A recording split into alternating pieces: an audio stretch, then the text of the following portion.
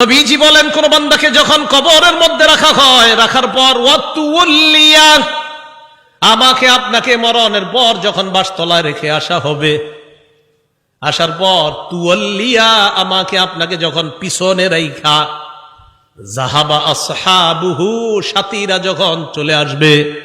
একবার কল্পনা আলেন, রাতের বেলা বিছানায় যখন বালিশে যখন মাথাটা লাগানোর পর কল্পনা করেন আমি মারা গেলাম, যাওয়ার পর বাসতলায় কোন কবরের মধ্যে আমাকে রেখে আমার আত্মীয় স্বজন চলে আসছে, ব্যাপারটা কেমন একটু চিন্তা করেন। আল্লাহ নবী কয়, কোন ব্যক্তিকে কবরের মধ্যে রাখার পর তুয়াল্লিয়া, কবরটা পিছনে রাইখা যাহাবা আসহাবুহু, যখন তার সাথীরা চলে আসে, বাবা চলে আসে, ভাই চলে আসে, সন্তানরা চলে আসে, আত্মীয় স্বজন সবাই চলে আসে, আল্লাহ নবী বলেন বেশি দূর যায় না, হাত্তা ইন্নাহু লা ইয়াসমাউ কুরআনি আলিহিম, আমরা যে হাইটা হাইটা আসি, আমাদের হাঁটার পায়ের জুতার আওয়াজগুলা ওই কবরবাসী শুনতে পায়। শুনে কেন শুনে জানেন? ওই মুহূর্তে তার দেহের মধ্যে আত্মাটা আল্লাহ দিয়ে দেয়। কেন দেয়? ফায়াতিয়ানিহি মালাকান, দুইজন ফেরেশতা তার কাছে আসে। এটা আবু দাউদের বর্ণনা আর বুখারীর বর্ণনা।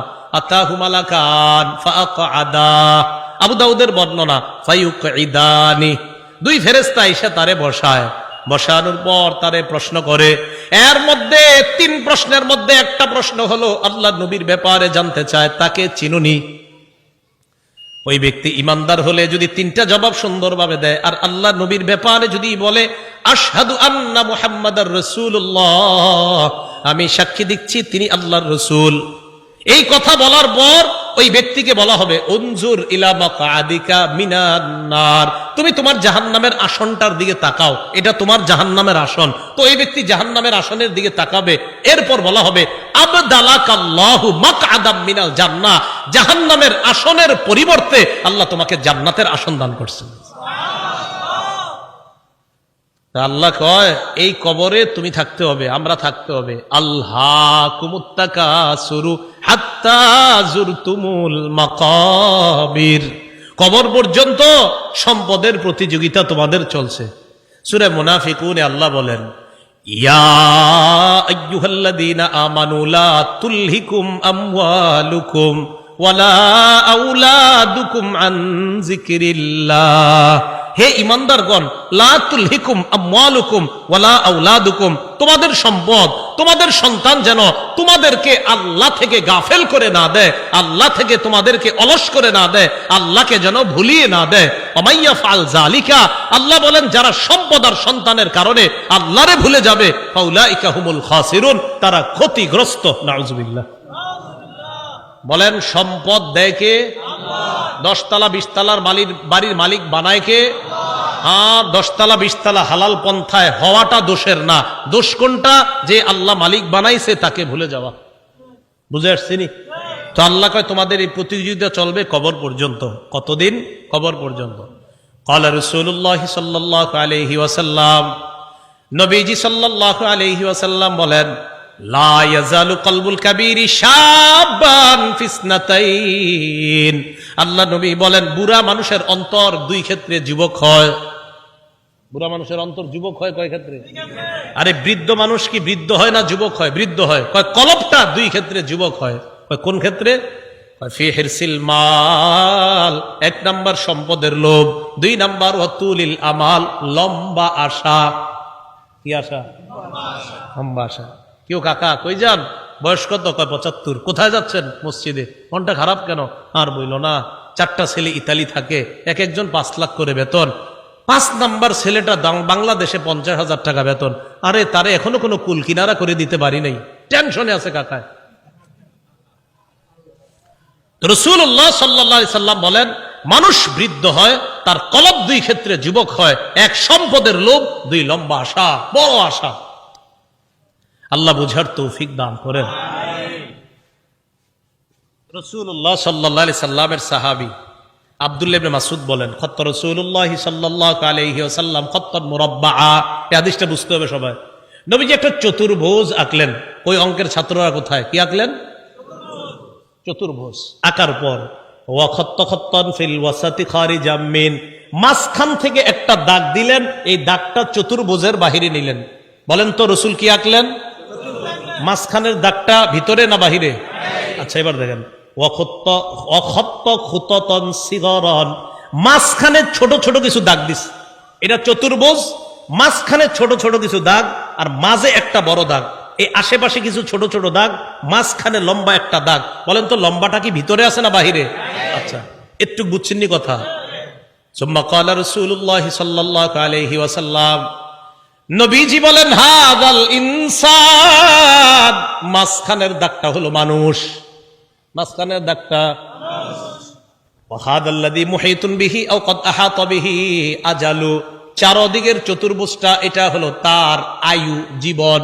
এবার বলেন চারপাশে এই যে চতুর্ভুজটা, মাঝের দাগটা, বলেন মাঝের দাগ চতুর্ভুজ, চতুর্ভুজ আয়ু মানে জীবন, এই জীবন এটা তার জীবন, মাঝে মানুষ। দাগ কি শেষ না মাঝে ছোট ছোট কিছু আছে?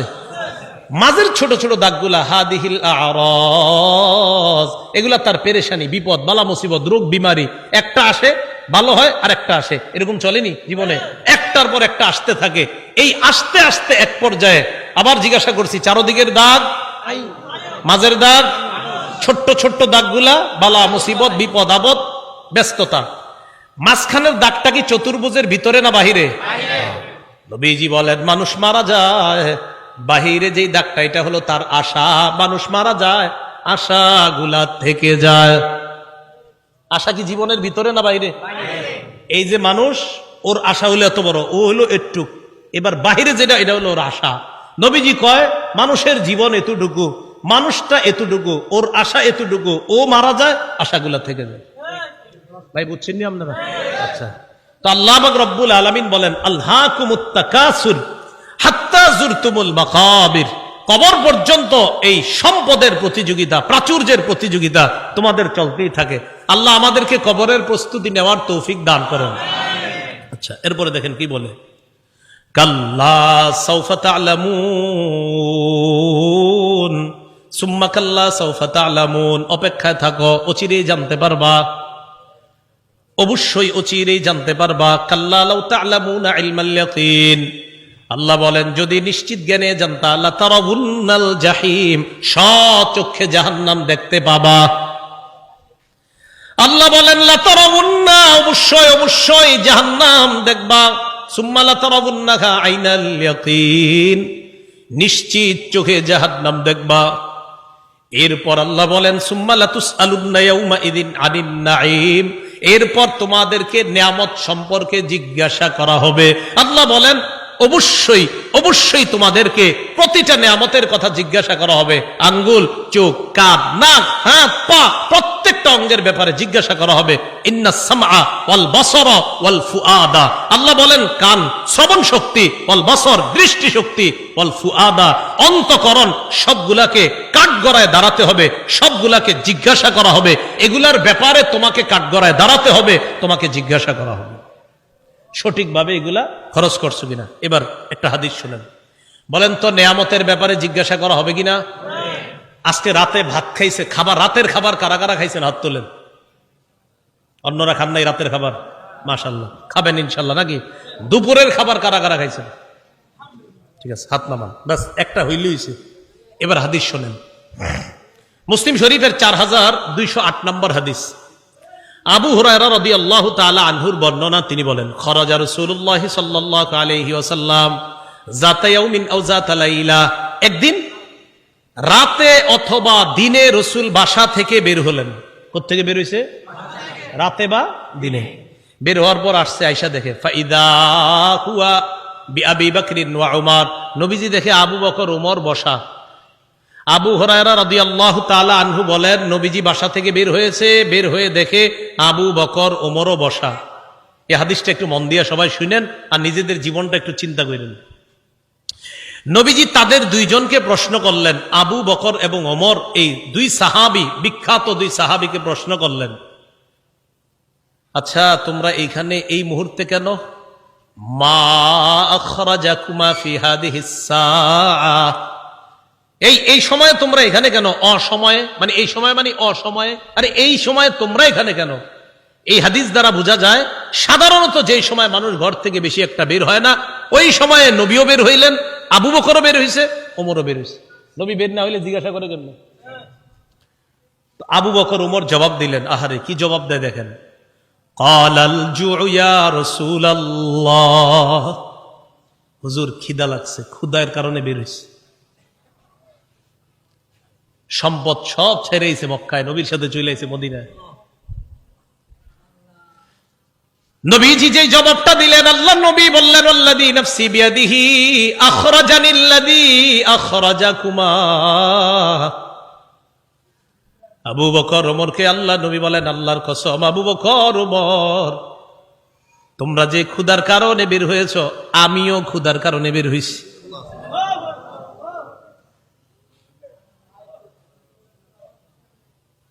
আমি যখন এটা পড়ছি, বিশ্বাস করেন, কি দেখেন, দুই সাহাবীর আগে বলছে কেন বের হইছো? কয় হুজুর ক্ষুধা। নবীজি কয় আমিও তো ক্ষুধায় বের হইছি। কওমু, চলো আমার সাথে চলো। ফাকামু মাআ, দুই সাহাবী আল্লাহ নবীর সাথে চললেন। ফাআতা রাজুলাম মিনাল আনসার, এক আনসারী সাহাবীর বাড়িতে গেলেন। ফাইদা হুয়া লাইসা ফি বাইতিহি, সাহাবী বাড়িতে নাই। রাআতহুল মারআ, ঘর থেকে আনসারীর বিবি দেখা ফেলছে, সর্বনাশ, আমাদের বাসায় এই তিনজনকে। আল্লাহু আকবার। মহিলা চিনে ফেলছে, ভিতর থেকে বলতেছে মারহাবা, স্বাগতম স্বাগতম। এমন মেহমান পাইলে কে স্বাগত না জানায়? আরে সাহাবী রাসূলুল্লাহ সাল্লাল্লাহু আলাইহি সাল্লাম আর আবু বকর ওমরকে যখন আনসারী সাহাবীর বিবি দেখলেন, ভিতর থেকে বলা শুরু করলেন স্বাগতম স্বাগতম, আপনারা ভিতরে আসেন, ঘরে বসেন। নবীজি ঘরে গিয়ে বললেন, আইনা ফুলান, স্বামী কোথায়? মহিলা ভিতর থেকে জবাব দিলেন, যাহাবা ইস্তাজিবু লানা মিনাল মা, হুজুর মিষ্টি পানি আনতে গেছে আমাদের জন্য। এবার দেখেন কি হয়, ইতিমধ্যে আনসারী সাহাবী আসছে। আসার পর সাহাবী দেখে বাসায় নবীজি, আবু বকর ওমর। আচ্ছা একটু ভাবেন তো মনে মনে, ওই যুগে যদি আপনি হইতেন, আর যদি বাড়িতে গিয়ে দেখতেন হঠাৎ নবীজি আর আবু বকর ওমর আপনার ঘরে,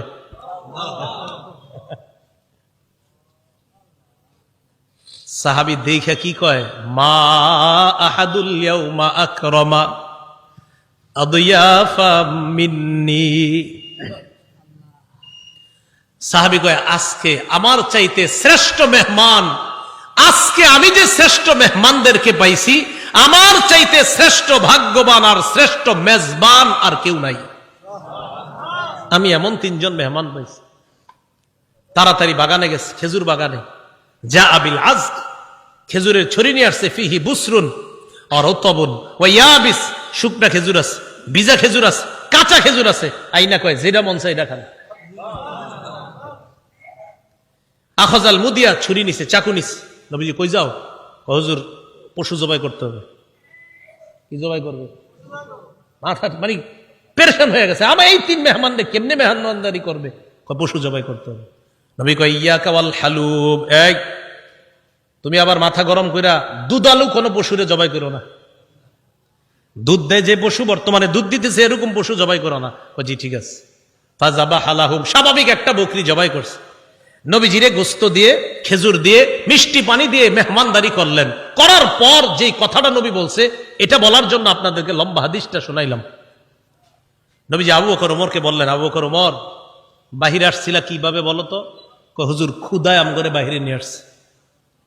নবীজি কয়, আবু বকর ওমরকে বললেন, এখন খাইছো? কয় হ্যাঁ।